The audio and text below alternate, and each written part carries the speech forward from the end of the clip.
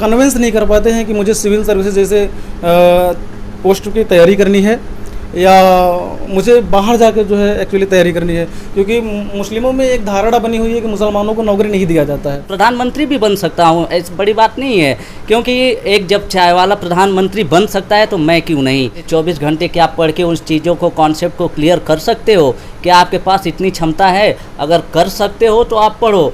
बहुत सारे यूपीएससी के एस्पिरेंट शुरुआती दिनों में भटक जाते हैं और वो कहीं ना कहीं फिर लटक भी जाते हैं। अगर आपके अंदर जुनून है तो आप ऑनलाइन ऑफलाइन मायने नहीं रखता है। अगर करप्शन हो रहा है तो कहाँ हो रहा है, क्यों हो रहा है? तो मेरी ये जिम्मेदारी बनती है कि मैं आईएएस बनूं। जैसे कि हमारे पिताजी के यहाँ भी कई लोगों को हम जानते हैं जो एयरपोर्ट पे दरोगा हैं, वो सिर्फ स्टडी कर रहे हैं, लेकिन उसमें कई लोग सेलेक्ट भी हुए हैं। अरे मेरे दोस्तों, मेहनत इतनी खामोशी से करो कि एक दिन सफलता शोर मचा दे। लेकिन आप तो आईएएस बनना चाहते हो, अगर मौका मिला तो आप सीएम भी बनेंगे।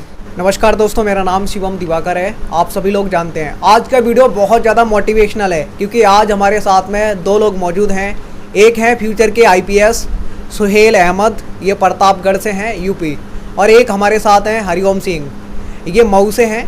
इनसे ही बात करेंगे, ये आईएएस हैं, फ्यूचर के हैं। दोनों लोगों से बात करेंगे, क्वेश्चन बिल्कुल नए होंगे। वीडियो देखने में आपको बहुत ज़्यादा मज़ा आएगा और मोटिवेशनल की आग है इस वीडियो में, तो इसे शेयर कीजिए और इसे देखिए। सबसे पहले मैं आपसे जानना चाहूँगा सुहेल अहमद जी, आप आईपीएस ही क्यों बनना चाहते हैं? आप प्रधानमंत्री बन सकते थे, एक्टर बन सकते थे, लेकिन आईपीएस ही क्यों बनना चाहते हैं? हमारे पिताजी सेंट्रल गवर्नमेंट में जो है सीआईएसएफ में हेड कांस्टेबल हैं। पिताजी को बचपन से ही वर्दी पहनते हुए देखते आए हैं, तो उनका सपना है कि उनका लड़का एक दिन अधिकारी बने। तो जब हम निर्णय लिए कि यूपीएससी में मुझे यूपीएससी तैयारी करनी है यूपीएससी की, तो मेरा पहला चॉइस आईएएस ना हो करके आईपीएस रहा, क्योंकि पिताजी को हमेशा से जो है वर्दी पहनते हुए देखे हैं, तो जो है जाहिर सी बात है ये सही रहेगा। आप क्यों बनना चाहते हैं आईएएस? क्योंकि आप भी प्रधानमंत्री बन सकते थे, मुख्यमंत्री बन सकते थे, कहीं ना कहीं एक्टर भी बन सकते थे, आप रेलवे लाइन में भी जा सकते थे, एक टीचर भी बन सकते थे, लेकिन आईएएस ही क्यों बनना चाहते हैं? हरिओम जी बताइए। जी, आपने बहुत अच्छा क्वेश्चन किया कि हम आईएएस ही क्यों बनना चाहते हैं। हम आईएएस इसलिए बनना चाहते हैं कि मेरा तो एक सपना है कि मैं आईएएस बनूं।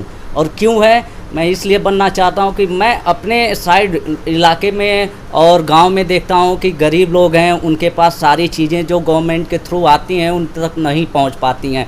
ये सब देख के बहुत दुख होता है मेरे को। मैं ये सोचता हूं काश अगर मैं ज़िले का डीएम होता या मैं कलेक्टर होता, तो जो चीज़ें गवर्नमेंट के थ्रू आ रही हैं मैं उनको ज़मीनी स्तर पर सबको प्रोवाइड कराता, और प्रोवाइड करा के और मैं उसको टाइम पे चेक करता कि वो सारी चीज़ें लोगों तक पहुंच रही हैं या नहीं पहुंच रही हैं। अगर पहुंच रही हैं तो सही तरीके से पहुंच रही हैं या बीच में करप्शन हो रहा है। अगर करप्शन हो रहा है तो कहाँ हो रहा है, क्यों हो रहा है? तो मेरी ये जिम्मेदारी बनती है कि मैं आईएएस बनूं और उन सारी चीज़ों को देखूं, अपने तरह से उसको देखूं कि हाँ ये काम सही हो रहा है या नहीं हो रहा है। और एक मेरा बचपन से ही शौक़ है आईएएस बनने का, और मेरे पिताजी का भी शौक़ है कि मेरा बेटा एक आईएएस बने, और मैं इसलिए आईएएस बनना चाहता हूँ। प्रधानमंत्री भी बन सकता हूँ, ऐसी बड़ी बात नहीं है, क्योंकि एक जब चाय वाला प्रधानमंत्री बन सकता है तो मैं क्यों नहीं। तो मैं इसमें आपको बता दूं कि जब गवर्नमेंट ऊपर से कोई पॉलिसी लागू करती है तो नीचे आते आते करप्ट हो जाती है, वो सारी चीज़ें गरीब लोगों को नहीं मिल पाती हैं। तो मैं इसलिए चाहता हूं कि मैं एज आईएएस बनूं और वो सारी चीज़ें जो गवर्नमेंट के थ्रू आ रही हैं वो लोगों को प्रोवाइड किया जाए, यही मेरा सपना है। यानी कि निचले स्तर तक जो सुविधाएं हैं, जो भी नई नई सुविधाएं निकलती हैं, योजनाएं बनती हैं, लोगों तक पहुंचाई जाती हैं, वो पूरे ज़मीनी स्तर पर नहीं पहुंच पाती। इसीलिए हरिओम सिंह आईएएस बनना चाहते हैं, और मुझे वाकई में ये सुन के अच्छा लगा। मैं आपसे ये जानना चाहूँगा, क्या एनसीईआरटी की एक यूपीएससी एस्पिरेंट के ज़िंदगी में एक महत्वपूर्ण भूमिका है वाकई में? जी हाँ, बहुत बड़ी भूमिका है। जैसे लोग सोचते हैं कि यूपीएससी एस्पायरेंट होना बहुत मामूली बात है, लेकिन ऐसा नहीं है। जो लोग यूपीएससी एस्पायरेंट हैं उनसे पूछिए कि ये क्या हैं, कैसे तैयारी करते हैं, क्या पढ़ते हैं। जैसे एनसीईआरटी का हमारे यूपीएससी एस्पायरेंट के लिए बहुत बड़ा रोल है। अगर एनसीईआरटी का आपका बेस क्लियर नहीं है तो आप आगे जो भी पढ़ेंगे आपकी वो चीज़ें क्लियर नहीं होंगी। इसलिए मैं आपसे बार बार कहूँगा कि ना 6 से 12th तक तो 9 से 12th तक की एनसीईआरटी आप ज़रूर पढ़ें, उसके बेस क्लियर करें, उसके बाद आप यूपीएससी के लिए आएँ और तैयारी करें। इसमें आपको बहुत मदद मिलेगी। अब मैं आपसे ये जानना चाहूँगा सुहेल अहमद जी, क्या ऑनलाइन आज के टाइम में स्टडी करना सही है या फिर ऑफलाइन? आप क्या मस्ट समझते हैं, आपको क्या अच्छा लगता है? तो बेसिकली अभी जो ऑनलाइन है ना वो अभी आया है जो है तैयारी प्रिपरेशन के परिप्रेक्ष्य में। इसके पहले तो आप जो है ऑनलाइन का कोई कंसेप्ट ही नहीं था, आप एक तरीके से कह सकते हैं। मैं आईपीएस बनना चाहता हूँ। जैसे आप लोग जानते हैं कि मुसलमानों की जो स्थितियाँ है, आईपीएस हो, आईएएस हो, इन सब फोर्सेस में आपको कम मिलते हैं। और मेरे पिताजी सीआईएसएफ में हैं, तो उनको बचपन से ही वर्दी पहनते हुए देखे हैं, तो मेरे अंदर भी वही जुनून है कि हम भी जो है एक दिन आईपीएस बन के जो है देश की सेवा करें। बिल्कुल, और आप मेहनत भी कर रहे हैं और बनेंगे भी। तो आप समझते क्या हैं? मैं आपसे जानना चाहूँगा, क्या ऑनलाइन पढ़ना सही है या फिर ऑफलाइन? क्योंकि बहुत सारे लोग ये कहते हैं ऑनलाइन पढ़ो, लेकिन मैं ये मानता हूँ कि रिजल्ट दिखना चाहिए, चाहे आप ऑफलाइन पढ़ो या ऑनलाइन। आप क्या मानते हैं? जी, आपने बहुत सही कहा कि हमें रिजल्ट से मतलब होता है, हम ऑनलाइन पढ़ें या ऑफलाइन पढ़ें। जब से कोविड-19 आया है तब से ये ऑनलाइन वाले प्रोसीजर स्टार्ट हुए हैं। उससे पहले हमारी ऑफलाइन क्लासें चलती थी। हम मानते हैं, हमारा ये मतलब भी है कि ऑफलाइन जो क्लासेज होती है बहुत बेस्ट होती है। हमारी सारी चीज़ें, सारे कॉन्सेप्ट वहीं पे क्लियर होते हैं। और ऑनलाइन जो हम स्टडी करते हैं उसमें हमें चीज़ें क्लियर करने में 2 दिन 3 दिन टीचर से कांटेक्ट करने में लग जाते हैं। तो इसलिए नए जनरेशन के हिसाब से ऑनलाइन भी सही है, ऑफलाइन भी सही है, लेकिन मेरा जो मेन फोकस है वो ऑफलाइन पे है और मेरे लिए बेस्ट है कि ऑफलाइन ही कोचिंग चले। ओके, एक बात और मैं आपसे जानना चाहूँगा, जब हम ऑप्शनल लेते हैं, क्योंकि यूपीएससी के लिए हम जब ही एलिजिबल होते हैं जब हमारी ग्रेजुएशन कंप्लीट हो गई हो और एक हमारा ऑप्शनल सब्जेक्ट जो महत्वपूर्ण भूमिका निभाता है, तो वो सिलेक्ट करने से पहले, चुनने से पहले किन किन बातों का ध्यान रखना चाहिए? बहुत सारे यूपीएससी के एस्पिरेंट शुरुआती दिनों में भटक जाते हैं और वो कहीं ना कहीं फिर लटक भी जाते हैं। कुछ भी ले लेते हैं ऑप्शनल, फिर कहते हैं नहीं यार मुझे ये लेना चाहिए था, वो लेना चाहिए था। तो हमें किन बातों का ध्यान रखना चाहिए? आपने बहुत सही कहा कि लोग आते हैं यहाँ पे तो सबसे पहले उनके माइंड में रहता है कि हमें ऑप्शनल क्या लेना है। ऑप्शनल लेने से पहले हमें सोचना चाहिए कि हमारी पकड़ किस चीज़ पे है, हम कौन सा सब्जेक्ट हमने, अगर ग्रेजुएशन हम जिस सब्जेक्ट से किए हैं अगर वो सब्जेक्ट आपका मजबूत है तो आप उसको ऑप्शनल में ले लीजिए। और उसके बाद ये भी हमें देखना होता है कि सिलेबस कम समय में हम किसको कवर अप कर सकते हैं, क्योंकि पीटी देने के बाद हमें मेंस के लिए कम टाइम मिलता है, जिससे अगर सिलेबस बहुत ज़्यादा हो गया तो हम उसको कवर अप करने में हमें टाइम लगता है। तो ये भी देखते हैं और ये देखना हमें मेन होता है कि हमारे मार्क्स किस में ज़्यादा आ रहे हैं, किस सब्जेक्ट में आ रहे हैं। जैसे पिछले एस्पायरेंट्स ने दिए हैं एग्ज़ाम, तो हम उसके अकॉर्डिंग भी देखते हैं कि हाँ इस सब्जेक्ट है, जैसे इस समय इतिहास हो गया, ज्योग्राफी हो गया और पॉलिटिकल साइंस, ये सारी सब्जेक्ट जो हैं इसमें मार्क्स अच्छे आ रहे हैं। तो ये सारी चीज़ें हमें देख के ही डिसाइड करना होता है कि हमें कौन सा ऑप्शनल सब्जेक्ट लेना है। लेकिन मैं बेसिक यही कहूँगा कि आपका अगर जो बीएससी में है जो सब्जेक्ट आपका, आप वही ऑप्शनल अगर रखते हैं तो ये सबसे बेस्ट होगा, सबसे बढ़िया होगा। यही मेरा राय है आपके लिए। सुहेल अहमद जी फ्यूचर के आईपीएस हैं, इनसे ही मैं जानना चाहूँगा क्या ज़रूरी है 18 से 24 घंटे पढ़ना? ऐसा हम नहीं मानते हैं सर, क्योंकि अभी हम सेलेक्ट हुए नहीं हैं तो हम इस पर राय नहीं दे सकते हैं। और हम ये कहना चाहते हैं कि आप जितनी भी देर पढ़ो जो है आप फोकस्ड होकर पढ़ो, यही हमारी राय है। बिल्कुल, बहुत अच्छा लगा मुझे, इनका जवाब बहुत अच्छा लगा। एक चीज़ और मैं जानना चाहूँगा सुहेल अहमद जी मैं आपसे ये जानना चाहूँगा, जो मुस्लिम कम्युनिटी के स्टूडेंट हैं इस लेवल तक बहुत कम पहुँचते हैं। हालांकि बहुत सारे सिलेक्ट भी हुए हैं, सब लोगों को पता है, मैं भी जानता हूँ, आप लोग भी देखते हैं, लेकिन मुखर्जी नगर की मैं बात कर रहा हूँ, यहाँ पे मुझे बहुत कम एस्पिरेंट मिले हैं। क्यों, यहाँ तक क्यों कम पहुँचते हैं? क्या दिक्कतें परेशानी आती हैं उन लोगों के साथ जो कम पहुँच पाते हैं? सर जैसा कि आप जानते हैं कि 4-5 साल से मुसलमानों की जो भागीदारी है वो सिविल सर्विसेज में काफ़ी हद तक जो है बढ़ी है। और मैं सबसे ज़्यादा जिम्मेदार मानता हूँ घर वालों को, क्योंकि घर वालों को जो मुस्लिम स्टूडेंट हैं कहीं ना कहीं पढ़ते तो हैं लेकिन वो कन्विंस नहीं कर पाते हैं कि मुझे सिविल सर्विसेज जैसे पोस्ट की तैयारी करनी है या मुझे बाहर जाकर जो है एक्चुअली तैयारी करनी है, क्योंकि मुस्लिमों में एक धारणा बनी हुई है कि मुसलमानों को नौकरी नहीं दिया जाता है। लेकिन हम इस बात से इत्तेफाक नहीं रखते हैं, क्योंकि जो भी तैयारी करेगा सिलेक्शन उसी का होगा, या जो है क्योंकि इन्होंने सही कहा, इनके पापा जी खुद सरकारी नौकरी में हैं, तो ये बिल्कुल इत्तेफाक नहीं रखते हैं, बिल्कुल करेक्ट इन्होंने जैसे बोला सर हम आपसे बताना चाहते हैं, क्योंकि हमारे पिताजी सीआईएसएफ में हैं, तो वो कहीं ना कहीं एयरपोर्ट पे आईएएस आईपीएस को देखते रहते हैं, उसमें मुस्लिम भी जाते हैं, अदर कम्युनिटी के भी जो एक्सपेरेंट जो एक नौकरी करने वाले हैं उनको देखते हैं, तो उनको भी लगता है कि जो हमारा बच्चा कर सकता है। लेकिन जो अदर स्टूडेंट हैं वो अपने माता पिता को ये समझा पाने में असमर्थ हैं कि जो है हम भी कर सकते हैं ये चीज़। और जो गांव के ग्रामीण परिवेश के लोग हैं उनको लगता है ना कि आईपीएस आईएएस कहीं दूसरे ग्रह से लोग आगे बनते होंगे, और वो हमारे बस की बात नहीं है, अपना काम धंधा करें। नहीं, उनको पहले से ही एक जो धारणा बनाती है कि मुसलमानों को नौकरी नहीं मिलती है, छोटी नौकरी नहीं मिलती है, कि आईएएस आईपीएस कहाँ बनोगे आप जो है। लेकिन ऐसा है नहीं वाकई में ये दोस्तों। है नहीं, क्योंकि आप 4-5 साल से आप देख रहे हो जो है इनकी स्थितियाँ बढ़ी है, उसके पहले भी थे, लेकिन क्या है सोशल मीडिया के ज़माने में हम लोग कहीं ना कहीं ज़्यादा नाम उजागर हो रहे हैं, तो हम ये देख रहे हैं जो है, क्योंकि आजकल जो है सोशल मीडिया का ज़माना है, तो लोग उनको एक हीरोज टाइप में देखते हैं। बिल्कुल दोस्तों, एक अवधारणा बनी हुई है, ये अवधारणा बिल्कुल गलत है। जो कोई भी मेहनत करेगा, ईमानदारी से करेगा, सच्चाई के साथ पढ़ाई करेगा, वो आगे निकलेगा ज़रूर। आपने जुनैद अहमद का नाम सुना होगा, और भी ऐसे तमाम एग्जाम्पल हैं जो लोग सिलेक्ट हुए हैं, वाकई में उन्होंने मेहनत भी की है। हम यहाँ पे कोई आरोप नहीं लगा रहे हैं, लेकिन हाँ बस हमें यहाँ पे मुखर्जी नगर में बहुत कम एस्पिरेंट मुस्लिम मिले हैं, इसलिए हमने ये बात आज की है। अब आपसे मैं ये जानना चाहूँगा, आप हाँ ठीक है, अब मैं आपसे जानना चाहूँगा आईएएस साहब फ्यूचर के, क्या वाकई में 18 से 24 घंटे पढ़ना ज़रूरी है यूपीएससी के लिए? ये सबसे बड़ा क्वेश्चन यही होता है जब लोग आते हैं कि भैया आप कितने घंटे पढ़ते हैं, मैं कितने घंटे पढूं, मैं क्या टाइमिंग अपना फिक्स करूं, कैसे टाइम टेबल बनाऊं कि मेरी रूटीन फॉलो हो जाए, मैं पढ़ भी लूं, अपना एक्स्ट्रा करिकुलम कर भी लूं।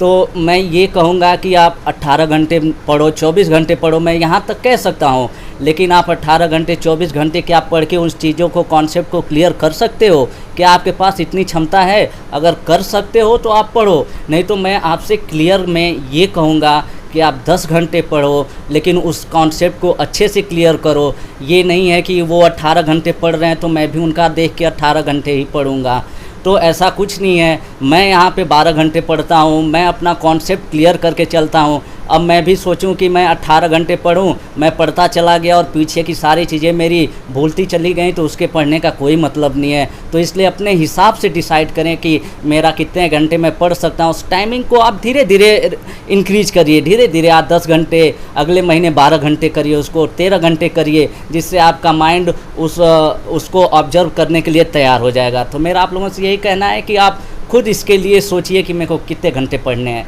किसी के दूसरे कहने पे ना जाइए। अब मैं आपसे जानना चाहूँगा, आप क्या सोचते हैं इस पे, जो लोग वहीं से बन जाते हैं, घर से ही बन जाते हैं?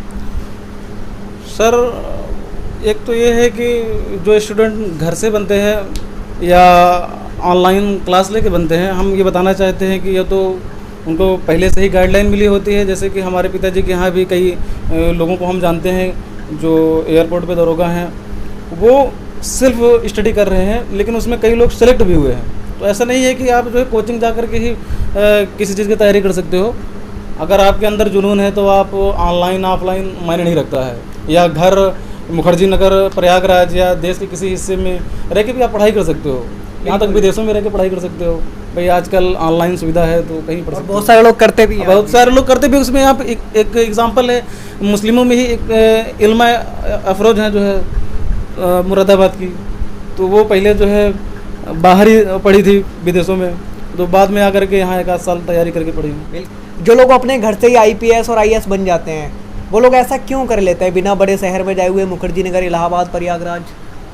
ये क्वेश्चन बहुत बढ़िया है और इस पे मैं अपना ये तर्क रखना चाहता हूँ कि जैसे कुछ लोगों के घर में गाइडेंस मिलता है, उनको गाइड किया जाता है, शुरू से ही उनको 8, 9, 10 से उनको गाइडेंस मिलने लगती है कि हाँ तुम्हें आगे यूपीएससी एस्पायरेंट बनना है, तो वो अपना उस हिसाब से अपनी पढ़ाई को रखते चलते हैं, जिसके जिससे वो भविष्य में घर पे ही रह के आईएएस बन जाते हैं। और जिसको गाइडेंस नहीं होता है, जिसके घर में कोई सरकारी अफसर नहीं होते हैं या सरकारी नौकरी करने वाले नहीं होते हैं, उनको कोई गाइडेंस नहीं होता है, इसलिए उनको मजबूरी में बाहर निकलना पड़ता है। लोगों को समझना पड़ता है कि ये यूपीएससी क्या है, इसको कैसे करना है, कैसे पढ़ना है, क्योंकि उनको प्रॉपर गाइड नहीं मिल पाता है। अगर गाइड मिलता, जैसे हम हैं, हमारे घर में कोई सरकारी नौकरी वाला नहीं है, तो इसलिए हमें मुखर्जी नगर आना पड़ा, यहाँ का माहौल देखना पड़ा, समझना पड़ा। कोचिंगों में घूम घूम के मैंने डेमो लिया कि आखिर में क्या है यूपीएससी।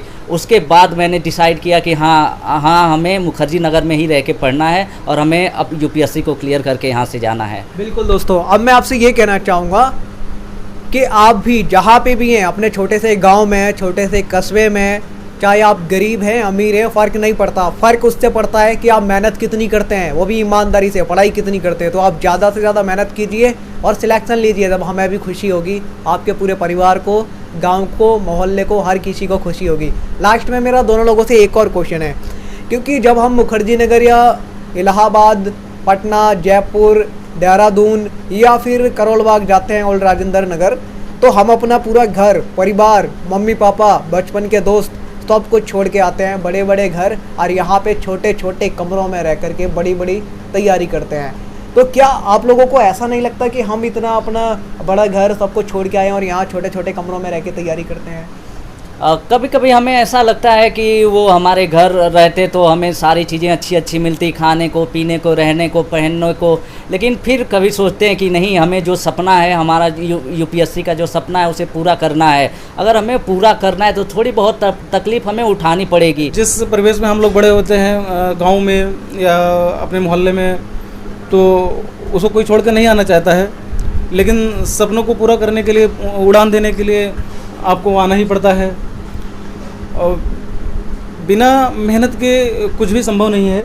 हम अपने घर परिवार को छोड़ के इसलिए आते हैं कि हमें, ताकि अपने सपनों को हम पूरा कर सकें। हम जब घर छोड़ते हैं तो हमें बहुत तकलीफ़ होता है कि हम अपने मम्मी पापा, भाई बहन, परिवार वालों को छोड़ के हम बाहर जा रहे हैं। हमें कैसा परिवेश, कैसा माहौल मिलेगा, कैसा रहन सहन होगा, सारी हमें प्रॉब्लम सोचनी पड़ती है। और हमें ये भी सोचना पड़ता है यहाँ पे आने के बाद, तैयारी जहाँ हम करते हैं, कि घर वालों को न बताएं कि हम कैसे जगह रह रहे हैं, कैसे हमें खाने को मिल रहा है, क्योंकि वो परेशान होंगे। तो मैं इसलिए ये कहूँगा कि अगर आपको ऊंची उड़ान उड़नी है तो आपको घर तो छोड़ना ही पड़ेगा। अगर आपको आईएएस आईपीएस बनना है तो आपको घर से निकलना पड़ेगा। अगर आप फैमिली, दोस्त, भाई बहन, इन सब का चेहरा देखेंगे तो आप ना आईएएस बन पाएंगे, ना आईपीएस बन पाएंगे। तो मैं कहूँगा कि ऐ मेरे दोस्त, अगर आपको ऊंची उड़ान उड़नी है तो अपने घोंसले से निकलना सीखो, अपने घर से बाहर निकलना सीखो। मेरी यही राय है, आपसे यही विचार है। बहुत ही सुंदर, इन्होंने बहुत ही शानदार लाइन कही है और ये वाकई में सच है, इसको कोई टाल नहीं सकता। जैसे कि हरिओम भैया बोल रहे हैं, सही कह रहे हैं, क्योंकि अगर आप जब तक घर नहीं छोड़ते हो, मोह माया में आप फंसे रहते हो, तो आप तैयारी नहीं कर सकते हो। जो हरिओम भैया कह रहे हैं वो सही कह रहे हैं। बिल्कुल। अब मैं आपसे ये भी जानना चाहूँगा, आपका बी प्लान क्या है? मेरा बी प्लान देखिए यहाँ पे कोई नहीं है, क्योंकि मेरे अंदर इतना जुनून है, इतना देश के लिए जुनून है, कुछ करने का जुनून है कि मेरे को आईएएस या आईएएस बन के ही जाना है। तो इसलिए मैंने अपना बी प्लान नहीं रखा है। क्योंकि मेरे को ए प्लान पे एनी हाउ रिजल्ट लेके ही मुखर्जी नगर से जाना है, तो मेरे को बी प्लान की कोई ज़रूरत नहीं है। बहुत ही सुंदर दोस्तों, बहुत ही सुंदर। आपका भी है कोई बी प्लान? सर मेरा भी बी प्लान कोई नहीं है, क्योंकि पिताजी को हमेशा से वर्दी पहने हुए देखते हैं। हम भी चाहते हैं कि हम भी जो है पिताजी की तरह देश की सेवा करें वर्दी पहन करके, और बी प्लान नहीं रखें। बी प्लान रखने का मतलब है कि फिर आप जो अपने लक्ष्य से भटक रहे हो। दोस्तों, अगर आपको ऐसा लगता है कि हम कुछ पूछना भूले हैं, क्योंकि ये वीडियो हमने बिल्कुल अलग बनाने की कोशिश की है, जो हम पहले बना चुके हैं उनसे बिल्कुल अलग।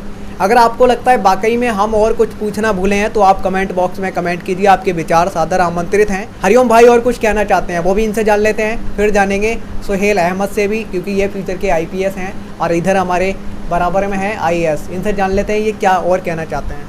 मैं आप सभी लोगों से यही कहना चाहता हूं कि मेरे भाइयों एवं बहनों, आप लोगों को आना है तो आइए, आप यूपीएससी की तैयारी करिए, मुखर्जी नगर से करिए या प्रयागराज से करिए। दिल लगा के, मन लगा के पढ़िए, दृढ़ संकल्प के साथ पढ़िए। मैं आप लोगों से एक बात यही कहना चाहूँगा कि ऐ मेरे दोस्तों, मेहनत इतनी खामोशी से करो कि एक दिन सफलता शोर मचा दे। और इसी के साथ आप लोगों से मैं विदा लेता हूँ। जय हिंद, जय भारत। वाकई में दोस्तों इन्होंने बिल्कुल सही कहा हरिओम भाई ने। जीतने का मजा तब ही है जब सब हारने का इंतजार कर रहे हों। आप क्या कहना चाहोगे? जैसे भाई साहब आपने कहा कि जीतने का मजा तभी है जब आप लोग हारने का इंतज़ार कर रहे हो। हम ये मानते हैं कि समय मुट्ठी में भरी रेत के समान है। आप समय का सदुपयोग करिए और अच्छी मेहनत करके सफलता हासिल करिए, अपने माँ बाप का नाम रोशन करिए। मेरा लास्ट क्वेश्चन हो रहा है और वो बहुत ही लाजवाब है हरिओम भाई से। एक नायक फिल्म है, उसमें जो अनिल कपूर हैं वो एक दो दिन के लिए सीएम बनते हैं, वो ध्यान फेड ज़मीनी स्तर पे भी काम करते हैं। तो आप भी अगर सीएम या प्रधानमंत्री बनते तो उस तरीके से काम कर सकते थे? जी हाँ, हमें अगर मौका मिला सीएम बनने का, 1 दिन 2 दिन या साल भर का, तो हम जैसे वैसे काम जरूर करेंगे। क्योंकि हमारे तरफ इतना भ्रष्टाचार हो गया है। ऊपर स्तर पे भ्रष्टाचार कम है, नीचे स्तर पे भ्रष्टाचार बहुत है। जैसे ब्लॉक हमारे हो गए, तहसील हो गए, ये लेवल पे हमारे यहाँ बहुत करप्शन चल रहा है। तो मैं एज ए सीएम मैं ज़रूर ये करना चाहूँगा और इस करप्शन को अपने स्टेट से, अपने डिस्ट्रिक्ट से दूर करना चाहूँगा। लेकिन आप तो आईएएस बनना चाहते हो, अगर मौका मिला तो आप सीएम भी बनेंगे? तो अगर ऊपरी स्तर पे सुधार करने का मौका मिला, क्योंकि हम एज ए डीएम बन के हम बस एक डिस्ट्रिक्ट पे ही सुधार कर सकते हैं, क्योंकि उससे ऊपर हमारा हक नहीं होता है कि हम एक डिस्ट्रिक्ट से ऊपर जाके सुधार कर सके। तो एज ए सीएम अगर हमें मौका मिला तो ज़रूर हम अपना काम करेंगे, ज़रूर करप्शन को दूर करेंगे, ज़रूर बेरोजगारी को दूर करेंगे। इस समय बेरोजगारी का मुद्दा सबसे बड़ा है। इसको सबसे पहले हम ध्यान में रख के अपने नौजवान युवा भाइयों बहनों को रोजगार प्रदान करेंगे। बिल्कुल दोस्तों, आज की वीडियो में इतना ही। जय हिंद, वंदे मातरम।